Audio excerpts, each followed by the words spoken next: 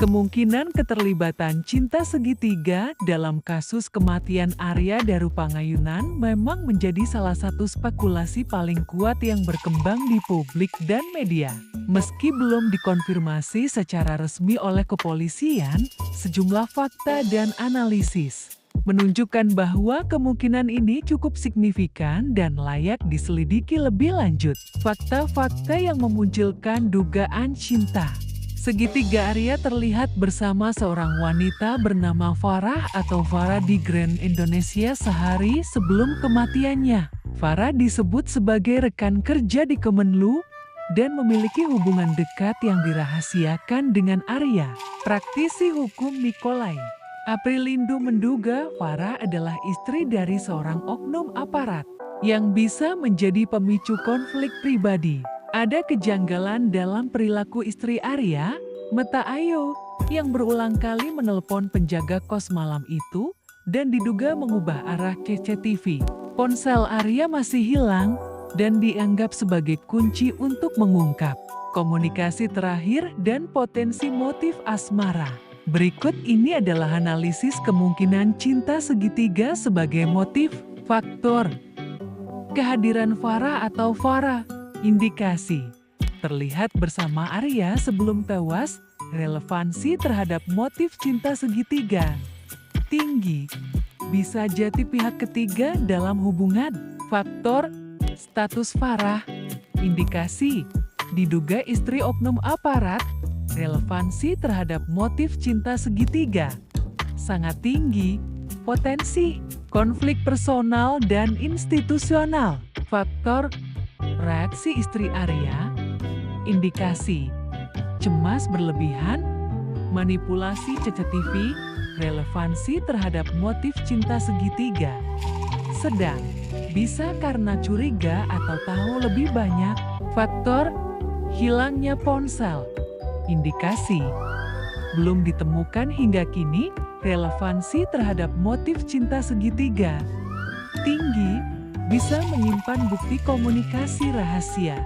Faktor sikap polisi, indikasi menutup informasi soal Farah, relevansi terhadap motif cinta segitiga tinggi, bisa menunjukkan sensitivitas kasus. Kesimpulan sementara, kemungkinan bahwa kasus ini melibatkan cinta segitiga dengan latar belakang institusional dan pribadi sangat terbuka. Praktisi hukum bahkan menyarankan agar Denpom TNI dilibatkan untuk menyelidiki dugaan keterlibatan oknum aparat. Ini bukan sekadar spekulasi, melainkan arah investigatif yang logis mengingat banyaknya kejanggalan dan motif yang belum terungkap. Perkembangan terbaru penyelidikan kasus kematian Arya Darupangayunan (ADP) menunjukkan arah yang kompleks dan kontroversial. Berikut rangkuman faktual dari hasil penyelidikan dan respons publik hingga awal Agustus tahun 2025. Kesimpulan polisi, tidak ada unsur pidana. Polda Metro Jaya menyatakan bahwa kematian ADP disebabkan oleh mati lemas tanpa keterlibatan pihak lain. Hasil autopsi dan analisis sidik jari tidak menunjukkan tanda kekerasan atau perlawanan. CCTV dari 20 titik menunjukkan Arya beraktivitas normal sebelum tewas, termasuk sempat berada di rooftop gedung Kemenlu dan mencoba melompat. Faktor psikologis, burnout, dan tekanan mental. Kemenlu menyebut Arya mengalami burnout sebelum kematiannya dan telah menyediakan layanan konseling bagi keluarga. Surat rawat jalan dari rumah sakit ditemukan di tas Arya, menunjukkan ia sempat menjalani pemeriksaan medis. Respons keluarga dan publik, penolakan kesimpulan bunuh diri. Keluarga Arya menolak keras kesimpulan bahwa ia mengakhiri hidupnya sendiri. Mereka menyatakan Arya adalah pribadi ceria dan bertanggung jawab, tanpa tanda depresi berat. Komisi Ketiga DPR RI mendesak agar penyelidikan dibuka kembali secara transparan, mengingat status Arya sebagai aparatur negara. Barang bukti dan kejanggalan laban kuning yang melilit wajah Arya dibeli bersama istrinya di Yogyakarta.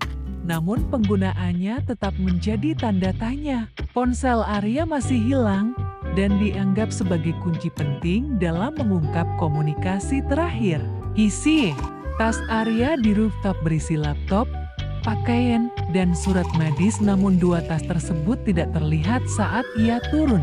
Kesimpulan sementara, meski polisi menyatakan tidak ada unsur pidana, tekanan dari keluarga, publik, dan parlemen menunjukkan bahwa kasus ini belum sepenuhnya selesai. Banyak elemen yang masih perlu diuji ulang, termasuk motif, akses ruang, dan jejak digital.